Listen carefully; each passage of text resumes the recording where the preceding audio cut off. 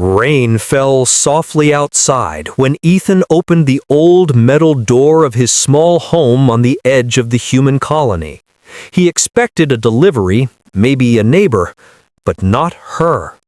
A tall alien woman stood in the doorway, soaked from the rain, her silver hair stuck to her cheeks, her glowing violet eyes watching him with a strange mix of fear and hope. Her long cloak was torn, her breathing fast, as if she had run a very long way. For a moment, Ethan forgot how to speak. She looked familiar. Not in the face, not in the body, but in the eyes, those bright violet eyes filled with quiet memories. "Human," she whispered, voice shaking. "I came to marry you." Ethan froze. What? The woman lowered her head respectfully, the way her species did when they spoke to someone they trusted. "My name is Lyra. 20 years ago, I was a small alien girl on the burning moon of Ravax 4. Her voice softened. "That girl was me." Ethan's heart dropped. He remembered the mission. An old war zone filled with smoke and fire. He had carried a small alien child out of collapsing ruins. She had been crying, terrified, whispering in a language he didn't understand. But she had held his hand so tightly, like she was holding on to life itself. "That was you?" he whispered. Lyra nodded, rain dripping from her hair. "For 20 years, my people searched for the brave human soldier. You saved my life. Because of that, my clan decided a law.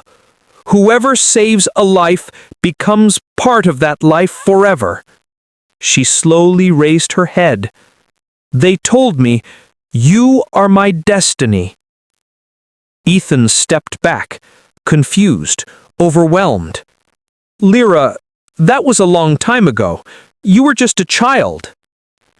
I know," she said softly. "But I never forgot your warmth, your voice, your courage." Her eyes trembled, vulnerable. "I did not come because of a law.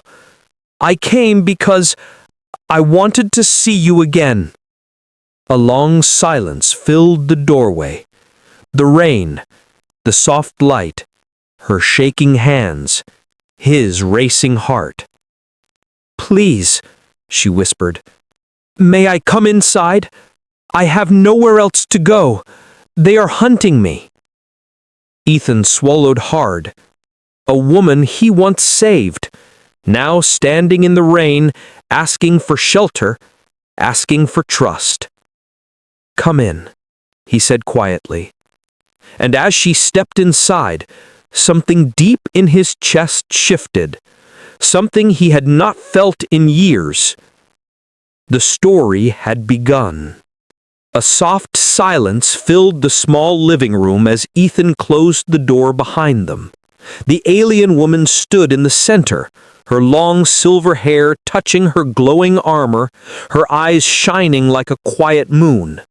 She looked around slowly, as if every small human thing carried meaning for her. She sat carefully on the edge of his sofa, folding her hands on her lap, almost nervous. Ethan noticed her fingers trembled lightly. "Please," she whispered, "sit with me.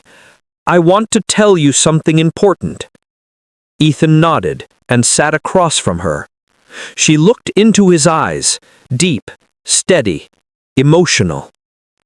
"You do not remember me, but I remember you every day." Ethan felt something move inside his chest. "Tell me, who are you really?" The alien woman took a soft breath. "My name is Ariel of the Lithari Star Kingdom. 20 years ago, I was a small lost girl. My people were running from war. I was injured, frightened, alone.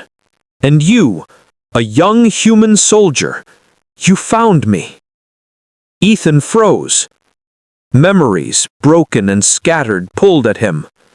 A burning forest on another moon. A small alien child crying under fallen metal. Her tiny hand held his glove. You, he whispered. You were the girl trapped under the beam, crying for your mother. Her eyes filled with warmth. Yes, that was me.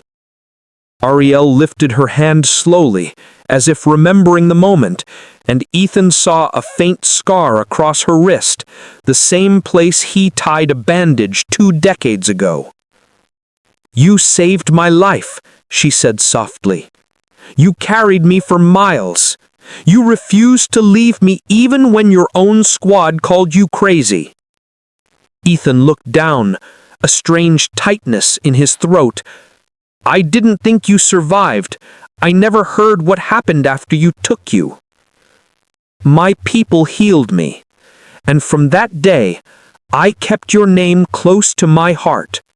Her voice became emotional. Ethan Cole, the human who protected a small alien child like she was the most precious thing in the galaxy. Ethan swallowed. That was 20 years ago. Why come now? Ariel looked at him with eyes filled with unspoken feeling. Because my world made a decision, and because I made a promise. Her voice dropped to a soft tremble.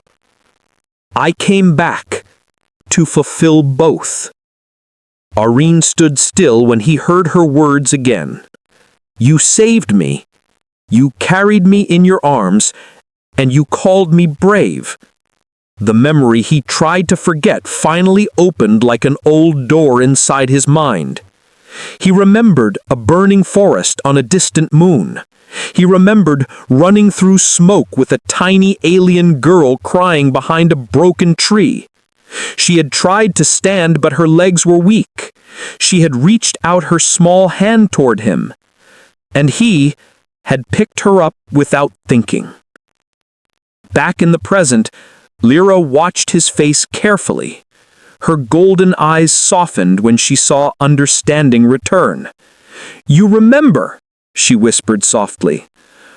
Irene slowly nodded. I remember a small girl who held my jacket like it was safe, but she was just a child. Lyra stepped closer, her voice warm and trembling. Yes, but you were the first person who ever protected me. You didn't fear my people. You didn't run away like the others. You told me I would live. You gave me hope. Her eyes glowed with gentle emotion. Irene's chest tightened. He never knew his simple act meant so much to someone. He had saved many lives during the conflict, but hers was different. It felt personal now. She touched her fingers together nervously, a soft alien gesture of shyness. She continued, I searched for you for years. I kept the jacket piece you gave me. I waited to grow strong so I could return to the human who saved my life. Irene ran his hand through his hair. This is a lot, he admitted. You came all this way just because I saved you? Lyra smiled gently, a smile full of gratitude and something deeper. Not only because I saved you, but because you saw me. No one else did, not even my own people at that time. Silence filled the room, warm and slow, not uncomfortable, but soft like a heart opening. Then, suddenly, a loud warning alarm echoed through Irene's home. Lyra's expression changed instantly. Her body tensed, her eyes turned sharp and bright. They found me, she quietly. Who? Irene asked. My people, she breathed. Not to take me home, but to punish me for choosing a human. Irene's instincts lit like fire. The quiet moment was over. Danger had arrived. He stepped in front of her without thinking, his voice steady and brave. You're not alone anymore. Lyra looked at him, shocked by his courage. Her voice softened with emotion. "I knew you would say that." And in that moment, the slow-burning bond between them grew deeper, stronger, unspoken. The rain fell softly that night on Earth, making quiet music outside Ethan's small house. Inside, warm yellow light filled the rooms, and Lyra stood near the window, watching the sky, as if searching for old memories hiding in the dark. Ethan walked in with 2 cups of tea. He placed one beside her and tried to smile. "You look worried," he said gently. "Is something wrong?" Lyra did not answer at first. She touched the cold glass with her glowing fingers. Her voice came low, almost shaking.